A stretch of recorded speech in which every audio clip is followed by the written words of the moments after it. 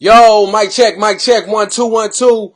Back on the ones and twos, coming live from the living room. This is D Hicks, man, coming real live on the podcast. Thanks for everybody that's tuning in. All the people back at home in Kansas City. Appreciate y'all tuning in. People in Emporia State, all my new followers, all my new listeners. I appreciate it. I appreciate the emails. Man, my email's been blowing up because of this Kaepernick situation. And truthfully, I've been wanting to talk about it myself. So let's just get right up into it. But before we get into it, I feel like we need to backtrack a little bit. For those of you who don't know what's going on, Colin Kaepernick is an NFL quarterback, former NFL quarterback, who's been protesting the national anthem due to police brutality. He's been doing that to raise awareness for the cause and everything. And because of that, he's lost his job and he's out of the NFL right now. So we're going to touch on that a little bit and kind of get my take on it and how I feel about it. But in order to talk about that, I feel like we need to take a step back and just kind of understand the events that took place and why he's doing it. You know, Colin Kaepernick wanted to have a peaceful protest due to all of the recent activities that's been going on between African Americans and the police. And for me personally, as an African American, as a former football player and now a coach, all of this really hits home for me. You know, I was in Ferguson after everything that happened in St. Louis. I was there. And it was ridiculous. It was crazy. The atmosphere was ridiculous. The atmosphere was crazy. People were looting. People were, rioting. People were vandalizing their own communities. And for me personally, I didn't agree with the way that they were protesting, but how can you be upset with someone else voicing their frustrations? So I kind of took a step back about the way I felt in that regard, and then really appreciated what Kaepernick was doing with his stance. Kaepernick chose to protest the national anthem because of what it stood for. He felt as if he couldn't pledge allegiance to a flag that did not pledge allegiance to its citizens or all of its citizens. You know, he can't pledge allegiance to something that doesn't necessarily cover everyone. And I can appreciate that for someone that's, been in situations with police as an African American and been in those uncomfortable shoes. So therefore, I appreciate him bringing that type of awareness to to the world. And if you ask me personally, I feel like Kaepernick won. I feel like Kaepernick did exactly what he needed to do. And you might ask yourself, how does somebody win if they're out of the NFL? How does somebody win if they aren't in their profession? And you got to understand, when you're protesting, when you're trying to bring awareness to a situation, it's bigger than money. It's bigger than my personal gain as much as the greater good for the cause. I mean, you look at any great leader, you look at Malcolm X, you look at Martin Luther King, you look at Huey P. Newton, you look at Rosa Parks, you look at any of those people that were influential in the advancement of African Americans. They had to sacrifice something for a greater purpose, and that's exactly what Colin Kaepernick did. Is he in the NFL right now? No.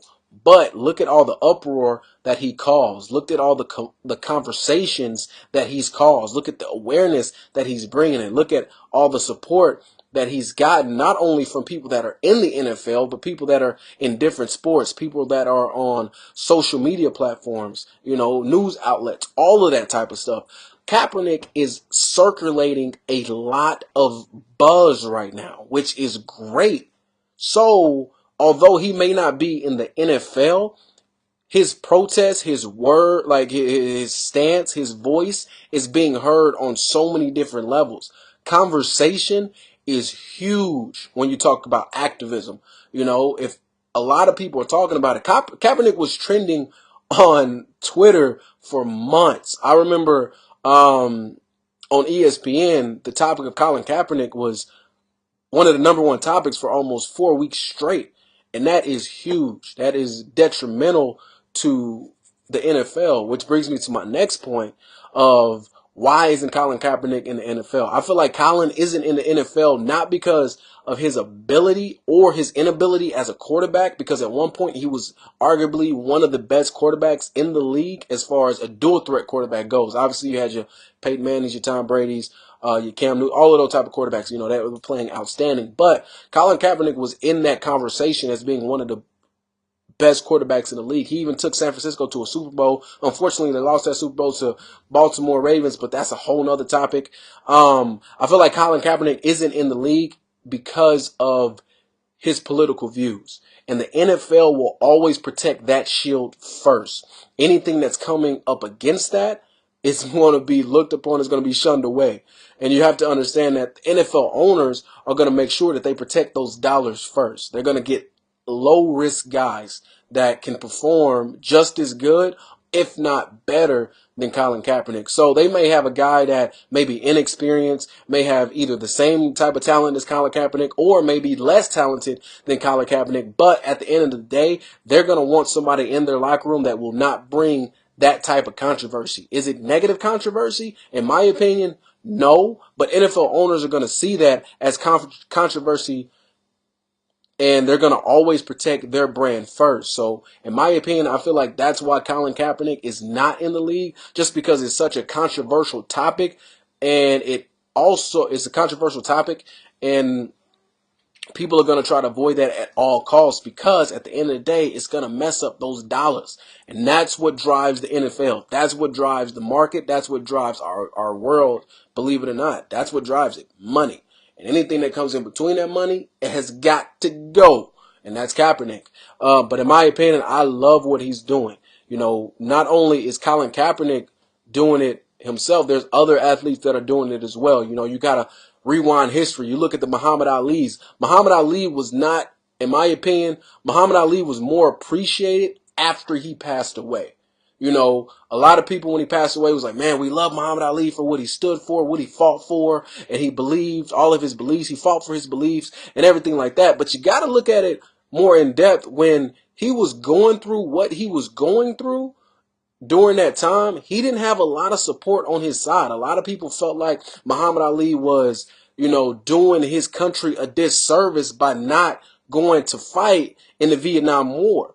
But Muhammad Ali was basically standing up for the same things that Colin Kaepernick is standing up for. Why would I go defend a country against some people that I don't even know, when this country is doing my people wrong on its own land? And it's basically the same thing that Colin Kaepernick was standing up for. Is why would I pledge allegiance to a flag that doesn't pledge allegiance to everybody in the community, specifically the minority, specifically black and brown individuals? So I feel like his protest will be a lot more appreciated later on down the line, as Muhammad Ali's was once he passed away. Everybody applauded him and appreciated him for what he did. They appreciated his bravery. They appreciated what he was willing to sacrifice long after it happened. But when he was going through it, a lot of people did not like him. A lot of people shunned him. The boxing world actually stripped him of his titles because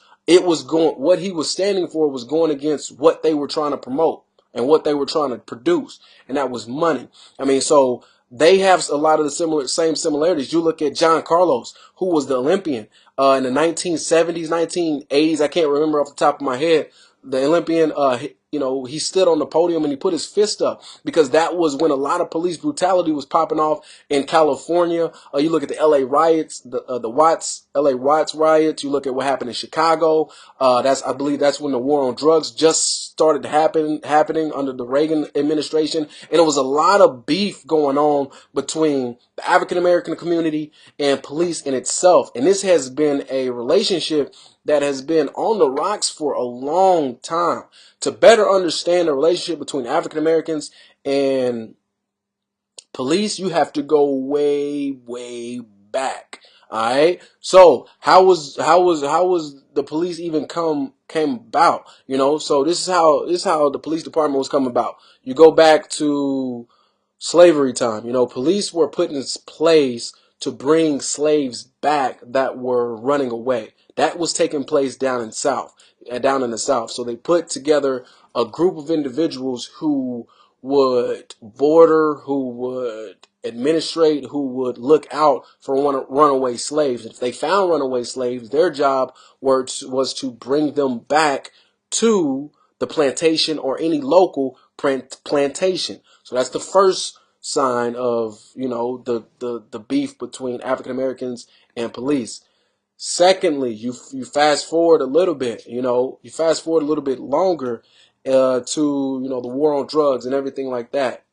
The war on drugs, the crack epidemic was put in place, when that all popped off and everything like that, and the war on drugs in the 1970s, 1980s, the stop and frisk was implemented too. And majority of the drugs were in minority communities. So the stop and frisk law was passed where police didn't need probable cause to stop anybody. If they felt like you fit the description, you were stopped, you were frisked, and it is what it is. Whatever happened, happened. So with all of these relationships being built over a long period of time, there is a lot of tension between police and minorities.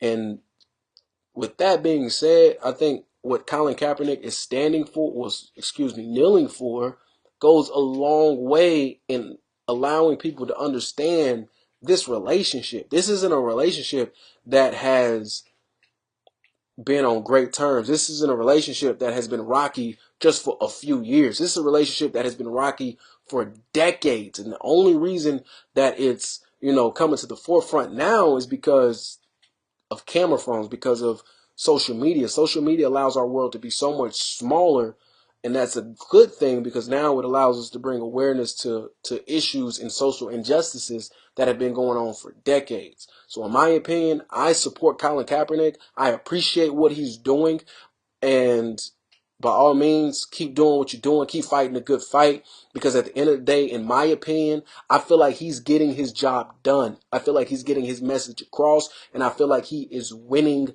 the greater good fight. I don't even know if that makes sense, but he's winning the fight for the greater good. Let's put it like that. Because once again, as long as you're causing controversy, as long as you're causing conversation, as long as you're forcing people to backlash and fight against you, you are winning. And at the end of the day, he is now the spokesman for Nike's new campaign. So you can't tell me that man ain't winning. He ain't winning at all. So not only did he put on for the community, not only did he bring awareness to what was going on, not only is he chasing the money bag with Nike right now, he's done a lot of activism for the community, and also he has encouraged and motivated other young minorities to stand up for themselves as far as voicing their opinion, as far as communicating what is going on within their community, and also letting them know that you don't necessarily have to stand for injustices that are going around. And it's not just him helping minorities do that. There are other races that as well. You even look at the Caucasians, Caucasian Americans. They're looking at it too. They're looking at situations in the mirror, and looking at things that are going on around their communities. Like, hey, this ain't right. This ain't cool. So not only is he changing the conversations within our communities as African American, he's changing the conversations in other communities as well, forcing people to look in the mirror and saying, wow, is that really what we're doing? Is that really what's going on? So once again, hats off to him, and I appreciate what he's doing. And like I said, if you ever want to create change, you have to be willing to sacrifice a lot. And that's exactly what he did, and that's exactly what he's doing. So that's my take on it. I appreciate everybody tuning in to the podcast, man. I know I've been talking for like an hour and a half. I appreciate that. Tune in each and every Sunday at 7 o'clock. I'm right here every Sunday. So once again, thank you for all my new followers, all my new listeners back in KC, the ones at Emporia State, the ones in Iowa, the ones at Northwest, the ones wherever you are, man. I appreciate you tuning in. Always appreciate you guys subscribing. Thank you for the questions. Thank you for the comments. Thank you for your support. And I'll be back next week. Y'all be cool. See you when I see you. Peace.